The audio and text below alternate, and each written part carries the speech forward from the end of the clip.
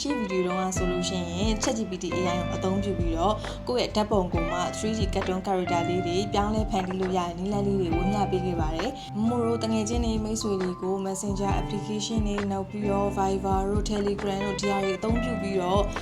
စာပို့တဲ့အခါမှာဆိုလို့ရှိရင် sticker လေးတွေလှလှလေးပို့ကြတယ်လေ။အဲ့လို sticker လေးတွေပို့တဲ့အခါမှာကိုယ့်ရဲ့ကိုယ်ပိုင် sticker လေးဆိုလို့ရှိရင်ပို့ပြီးတော့ချစ်စရာမကောင်းလား။ကိုယ်လည်းပို့ပြီးတော့သဘောကျရလေနော်။ဒီတစ်ခါကိုယ့်ရဲ့ကိုယ်ပိုင် hand sticker လေးတွေဘယ်လိုလုပ်လို့ရလဲဆိုတော့နည်းလမ်းအဆင့်ဆင့်ကို ChatGPT AI ကိုအသုံးပြုပြီးတော့ဝေမျှသွားမှာဖြစ်ပါတယ်။အဲ့တော့မို့နဲ့တူတူလိုက်ကြည့်အောင် Let's go ပထမအဆုံးအနေနဲ့မို့တို့ ChatGPT website ကိုဝင်ပါမယ်။ application download ပြီးသားသူတွေကလည်း application နဲ့ဝင်ပေါ့နော်အပေါင်းလက္ခဏာလေးကိုနှိပ်ပြီးတော့ကိုလုပ်ချင်တဲ့ဓာတ်ပုံတစ်ပုံကိုရွေးပါမယ်ခဏလေးအနည်းငယ်မြင်ရတဲ့ပုံဆိုရင်တော့ပိုကောင်းတာပေါ့လေပြီးရင်တော့ prompt ရေးပါမယ် prompt ရေးတဲ့အခါမှာဆိုလို့ရှိရင်အခုမမှုရေးပြထားသလိုမျိုးလုံးဝကွက်တီတူအောင်လို့ရေးလို့လည်းရပါတယ်ကိုလုပ်ချင်တဲ့ facial expression ပေါ့နော်အဲ့မှာပျော်နေတာဝမ်းနေတာနောက်ပြီးတော့ဒေါသထွက်တာအဲ့လိုမျိုးပေါ့နော်အဲ့လို facial expression တွေကိုဒီကြကြ prompt ထဲမှာထည့်ရေးလို့လည်းရပါတယ်ခုကကြတော့ foodie ကဲပေါ့နော်အဲ့လိုမျိုးစားမယ်တောက်မယ်အဲ့လိုပုံစံမျိုး bubble tea တောက်နေတဲ့ပုံစံလေးတွေ pizza စားနေတဲ့ပုံစံမျိုးလေးတွေခောက်ဆွဲစားနေတဲ့ပုံစံမျိုးလေးတွေစသဖြင့်ပေါ့နော် foodie ကေပုံစံမျိုးလေးဖန်တီးပေးပါဆိုပြီးတော့ဒီမှာတော့ prompt ရေးထားပါတယ်ကိုဖန်တီးချင်တဲ့ပုံစံမျိုးအတိုင်းပဲ prompt ကိုရေးပြီးပြီဆိုလို့ရှိရင်တော့ညားလေးကိုနှိပ်လိုက်ပါပြီးပြီဆိုလို့ရှိရင်တော့မို့လို့3-4 မိနစ်လောက်ခဏလောက်စောင့်ရပါမယ်3-4 မိနစ်လောက်စောင့်ပြီးတဲ့အခါမှာတော့ ChatGPT AI နေပြီးတော့မို့လို့ character ကတ်တုံးမျက်နှာလေးကိုထုတ်ပေးပါတယ်အဲ့တော့အဲ့ဒီဓာတ်ပုံလေးကို download လုပ်လိုက်ပါမယ်ခုနက download လုပ်ထားတဲ့ပုံလေးတွေဖုန်းရဲ့ gallery လေးကိုရောက်ပြီဆိုလို့ရှိရင်တော့မို့ sticker ပြန်လုပ်ပါမယ်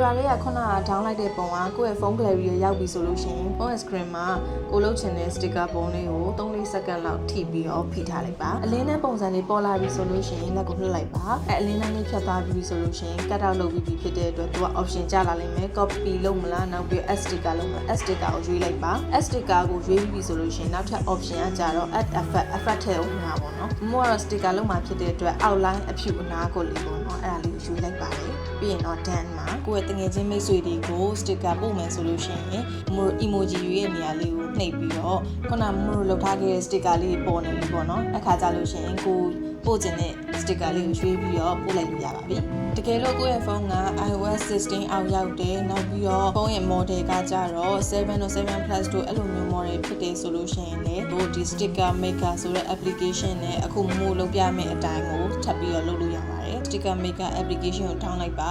sticker maker application နဲ့ကိုဝင်ပြီးဆိုတာနဲ့ကိုက create sticker pack ပေါ့နော်အဲ့ဒါလေးကိုနှိပ်ပြီးလို့ရှိရင်နာမည်တွေပါပေးခုနကမို့ဖုန်း gallery ထဲမှာ download လုပ်ထားတဲ့ကိုလုပ်ချင်တဲ့ sticker ပုံလေးကိုရွေးလိုက်ပေါ့နော်ကိုကသာကိုလက်နဲ့ပဲ dotted line တွေတိုင်း free hand သုံးပြီးတော့ဖြတ်လို့လည်းရတယ်ဒါမှမဟုတ်ရှင်ကိုမှ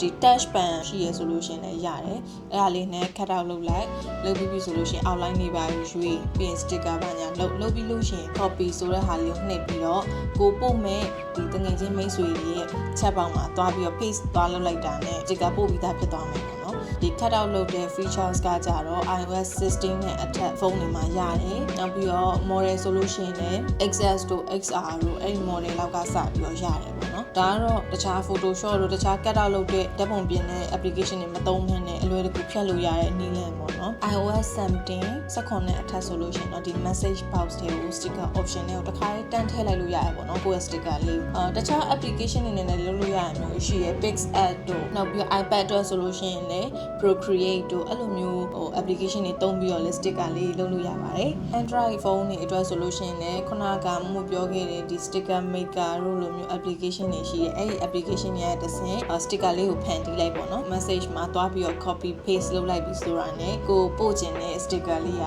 တကယ်ချင်းမိတ်ဆွေတွေစီကိုပို့လို့ရမှာဖြစ်ပါတယ် ပါတယ်ဒီနေ့ဗီဒီယိုလေးကနေတစ်ဆင့် AI ကိုအသုံးပြုပြီးတော့ဒီပညာအသစ်တစ်ခုကိုထပ်ပြီးတော့လေ့လာလို့ရသွားလိမ့်မယ်လို့မျှော်လင့်ပါတယ်နောက်ထပ်ဗီဒီယိုတွေမှာဆိုလို့ရှိရင်လည်းမမှုရဲ့ lifestyle vlog တွေအပြင်ကိုဒီလိုမျိုး AI နည်းပညာလိုမျိုးနည်းပညာအသစ်တွေကိုထပ်ပြီးတော့ဝေမျှပေးဖို့ရှိတာမို့လို့မမှုရဲ့ YouTube channel လေးကို subscribe လုပ်ထားပေးဖို့အတွက်ကိုလည်းမေတ္တာရက်ခံချင်ပါတယ်နောက်ပြီးတော့ဒီဗီဒီယိုလေးကိုလည်းသဘောကျနှစ်သက်တယ်ဆိုလို့ရှိရင် like and share နဲ့ comment လေးပေးသားပေးဖို့လည်းမမှုကတောင်းဆိုချင်ပါတယ်ကြည့်ရှုအားပေးနေကြတဲ့တုံးတက်ချင်းစီတိုင်းကျေးဇူးများတင်ပါတယ်နောက်ထပ်ဗီဒီယိုလေးမှာပြန်ဆောင်ကြမယ်နော် bye